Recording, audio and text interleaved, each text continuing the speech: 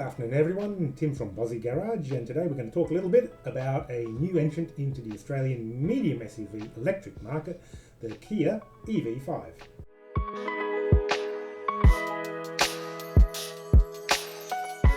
So the Kia EV5, a couple of days ago they did announce the official pricing for Australia, and of course as expected it's pinned pretty much at the market leading Tesla Model Y, which is actually, I think, maybe one of the world's best selling EVs, maybe the Model 3. I was at the Australian Open back in January 2024, and I do remember they had, Kia had a stand with a couple of EV9s, but they also did have an EV5 on display, and you couldn't get close to it, but looking at it, it's a good looking thing.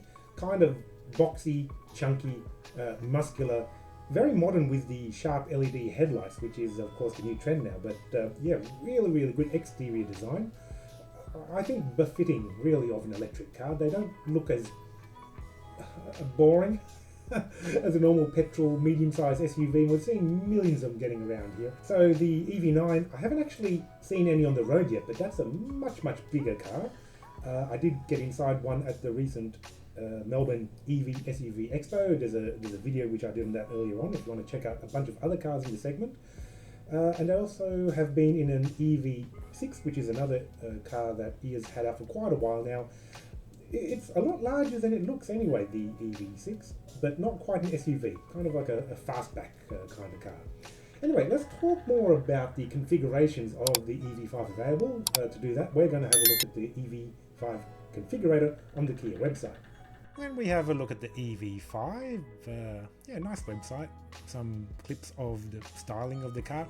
Interior looks really quite nice. You've got that dual display there for the driver and wraps around to the center, so the passenger can have a look at.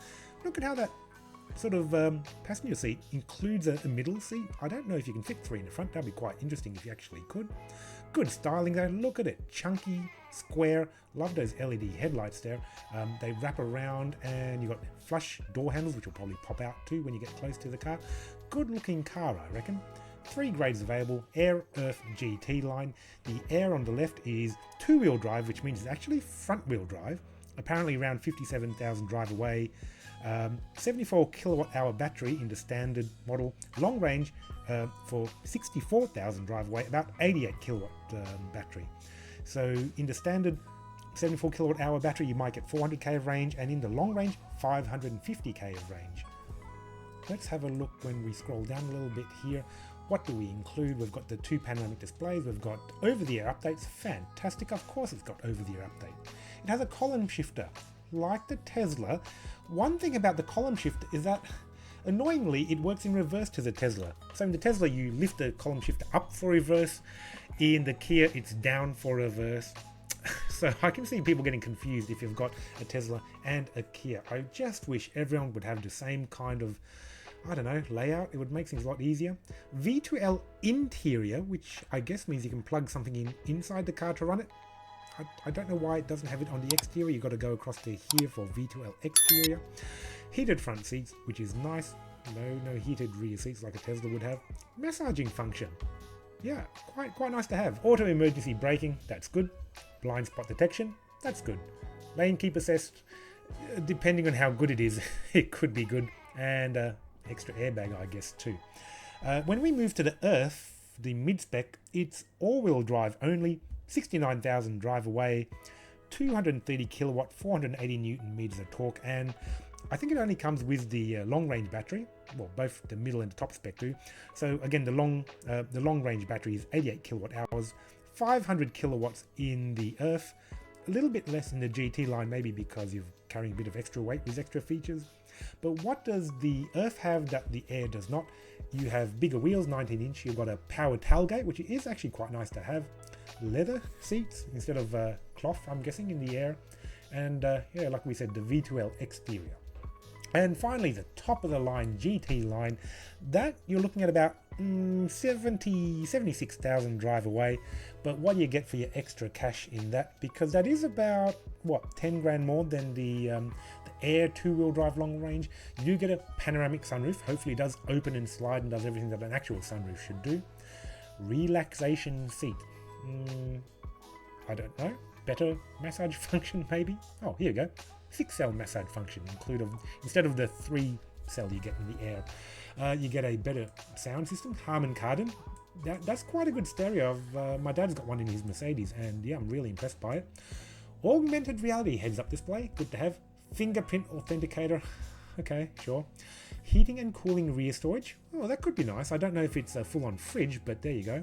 Blind spot view monitor, surround view, so 360-degree camera, and extra parking, collision, whatever. So now that we've covered some of the features, the pricing, the various trim levels of the Kia EV5, let's talk about some of the competition, because if you're in the market for a medium SUV, you've got to look around at more than just one, I would say anyway. And the obvious first one to look at would be the Tesla Model Y. It's a brilliant car.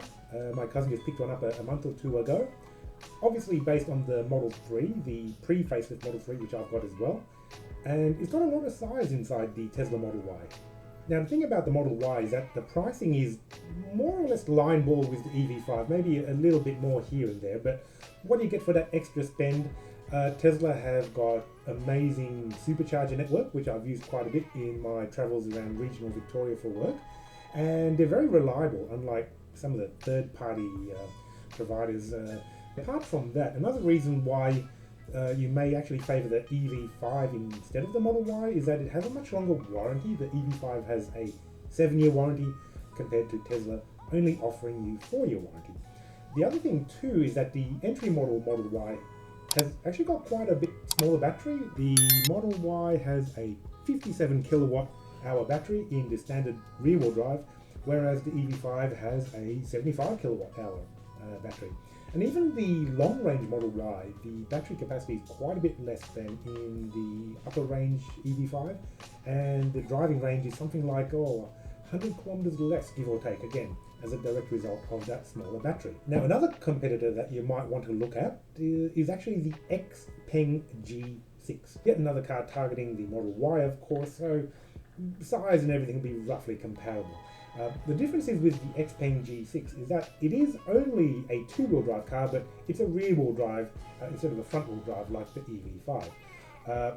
Price-wise, again, quite competitive too. How much is an XPeng G6? The standard range, 55,000, long range, 60,000. Again, both rear-wheel drive. I'm not entirely sure about the warranty situation. I'll look it up and put it up here in the corner anyway.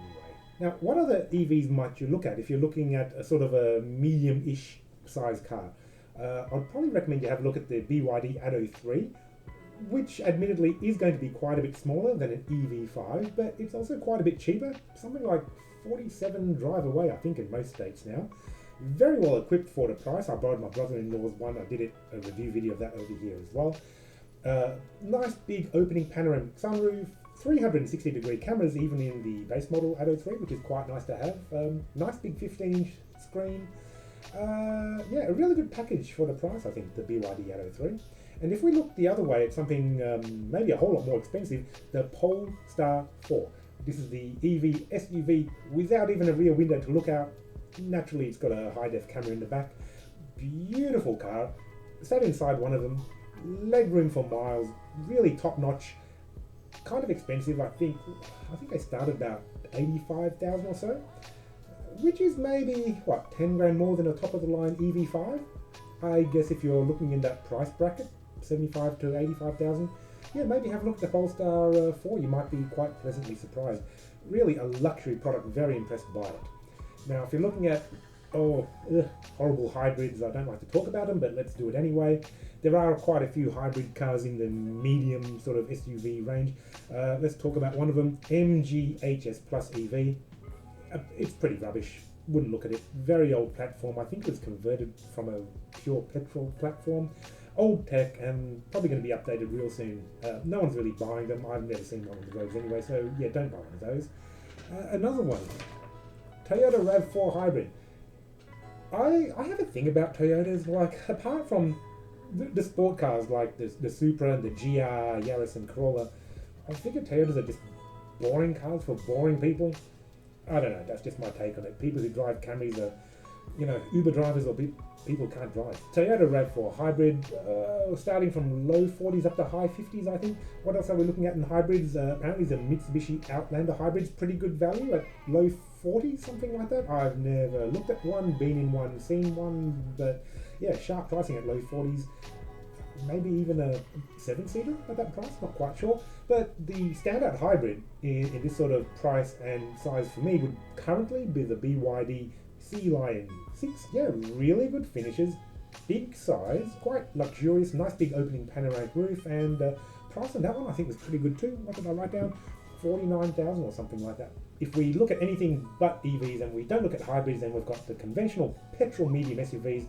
I'm not going to talk about that too much. Every single manufacturer's got 2 or 3, I guess, in that sort of space there. What would be my recommendation? I don't know, have a look at the Mazda CX-5. Sells well, a little bit long in the tooth, but quite a good platform and pretty luxurious for the price too.